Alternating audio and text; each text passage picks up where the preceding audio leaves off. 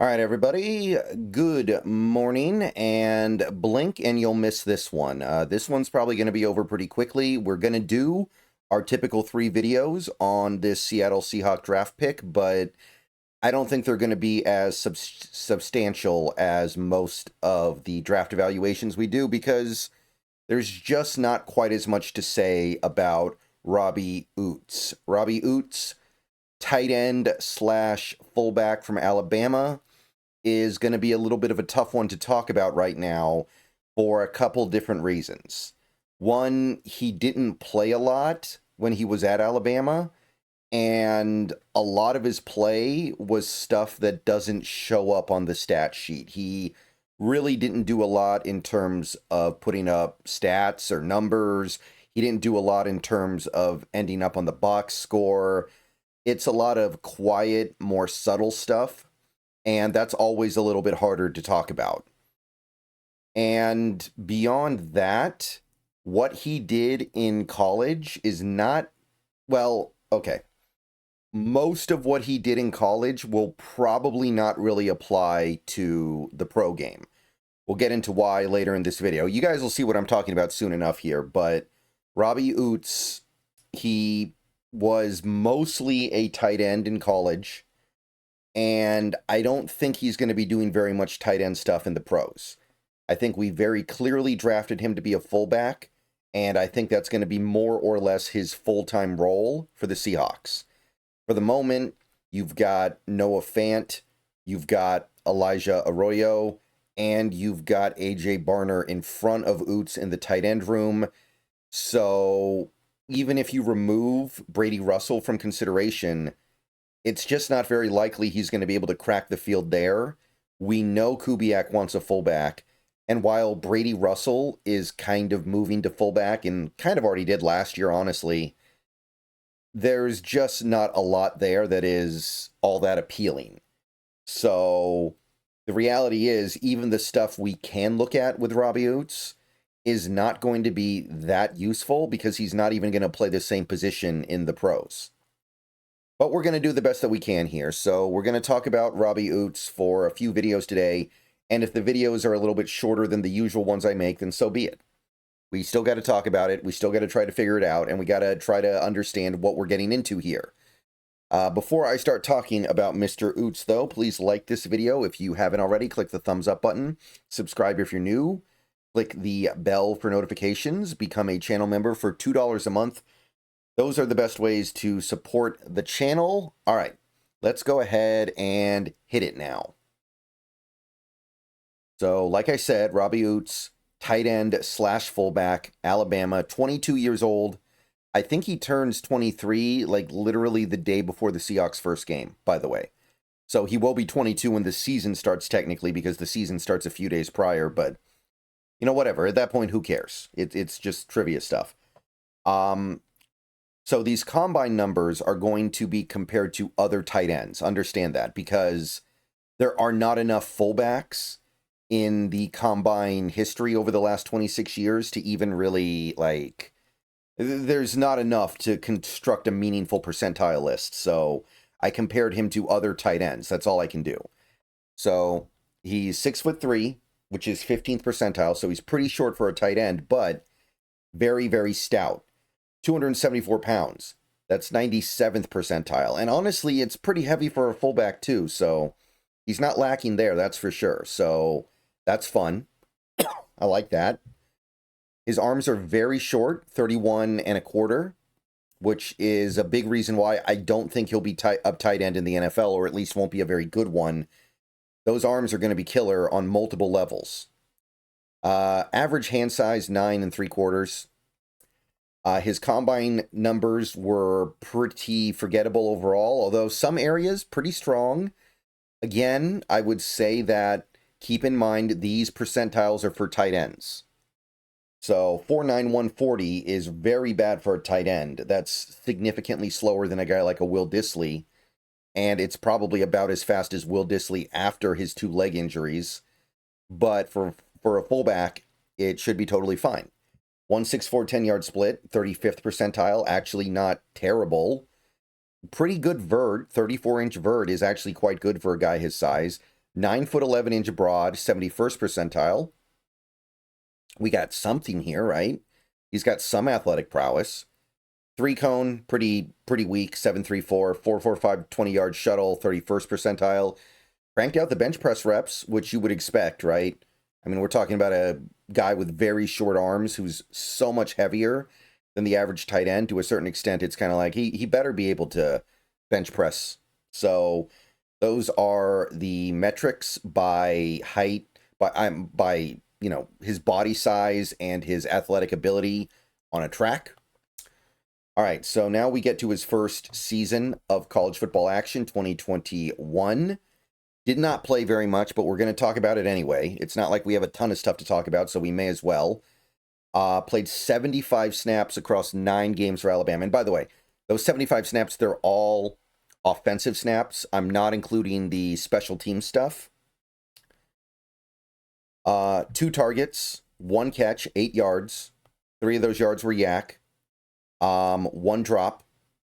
So we're not off to a great start, right? He gets targeted twice in his first year, and he drops 1 of the targets. 13 pass routes run, 5 pass blocking reps, and 57 run blocking reps. So basically, he was a run blocker almost exclusively. And you can see early on here, a good chunk of his action is actually coming in the backfield. 23 of his snaps are fullback. 48 are in line as a tight end. 4 are in the slot. So pretty interesting breakdown. Mostly zone, 36 zone, 13 gap. Graded out very poorly, which is what's going to happen when you have 1 drop on 2 targets. And his run blocking grade was not very good either, for whatever that's worth. But his pass blocking grade was good on 5 snaps. I mean, it's better than 4 snaps. So not much to say about this freshman year. Next year, he gets a little more action, 188 snaps in 10 games. So now he's actually becoming a more regular part of the team.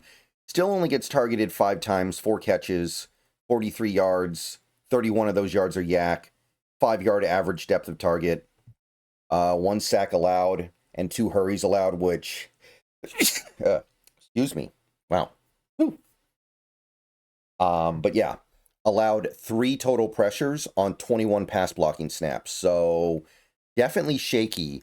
And we'll talk more about this later, but I think that this pretty strongly indicates the weakness in his game that has to be mitigated in the NFL. So he ran 63 routes, had 21 pass blocking reps, and 104 run blocking reps. So again, mostly a blocker, but there's a little bit of pass route stuff going on here. The interesting thing here is that this year he basically became a full-time inline player. 147 of his snaps were inline, 26 in the slot, 4 wide, and then only 10 in the backfield. So that kind of fullbacky stuff became a much lower part of his game in 2021. So worth noting. Mostly zone, 61-39 in favor of zone. And PFF grades were okay, right? He had a miserable pass blocking grade, which he clearly deserved based on all the pressures he allowed. But his receiving grade was slightly above average, and his run blocking grade was pretty decent. So we're getting somewhere. We're headed in the right direction, right? And then 2023, he actually becomes a full part of the offense now. He's actually a big part of what Alabama does. Plays 14 games and 370 snaps. He's meaningful.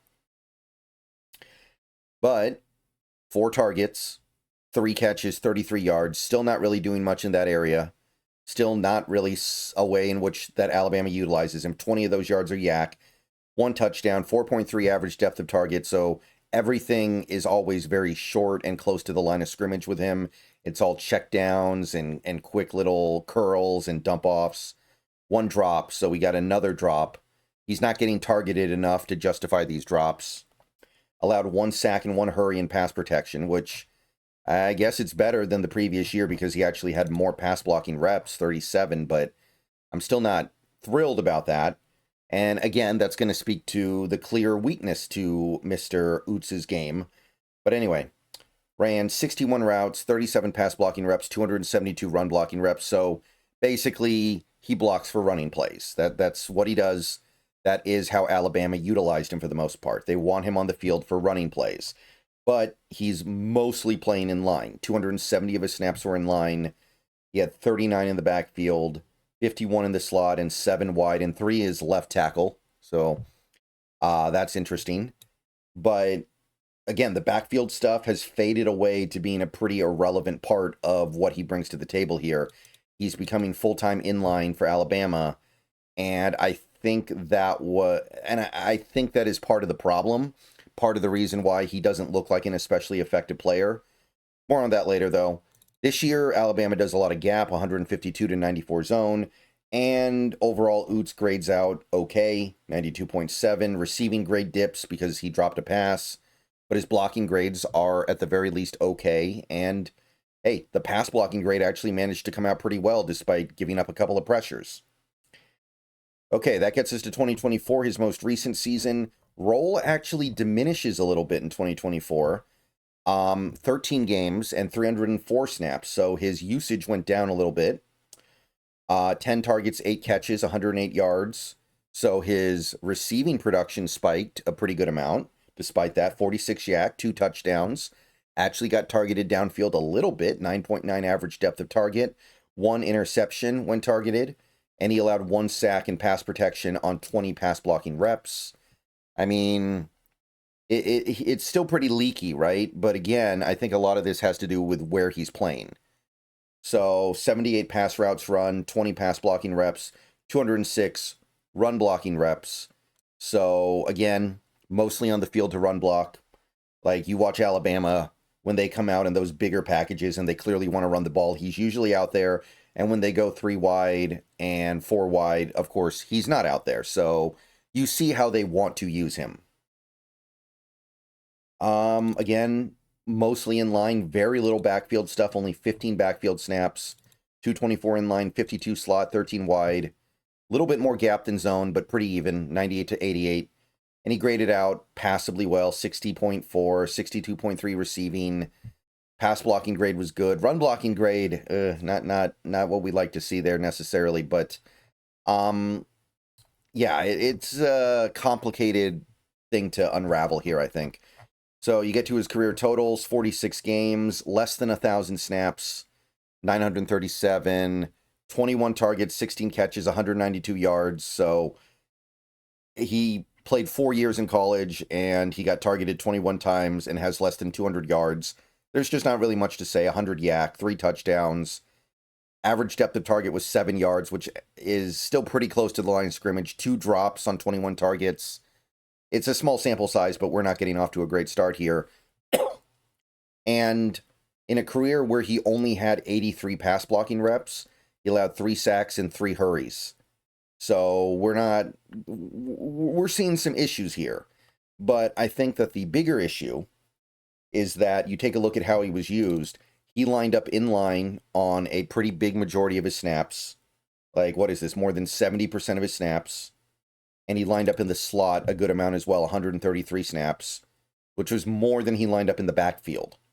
So his actual usage as a real true fullback, minimal. Like he averaged less than 2 snaps a game in the backfield. And the most recent year, it was very, very low. A lot of his backfield snaps in terms of ratio actually came as a freshman when he barely played. And slightly more gap than zone, but pretty even. 302 gap. Let me move my head a little bit. There we go. Okay, so that's Robbie Ouzts' career. It seems a little bit underwhelming, and in many ways it is. But the real consideration here is not what did he do at Alabama. The real consideration is what is he going to do in Seattle, assuming we move him to a different position than he spent most of his time at in Alabama. All right, more on that later. See you guys in a few hours. Go Hawks. Let me know what you think. That's my initial numerical take on Robbie Ouzts.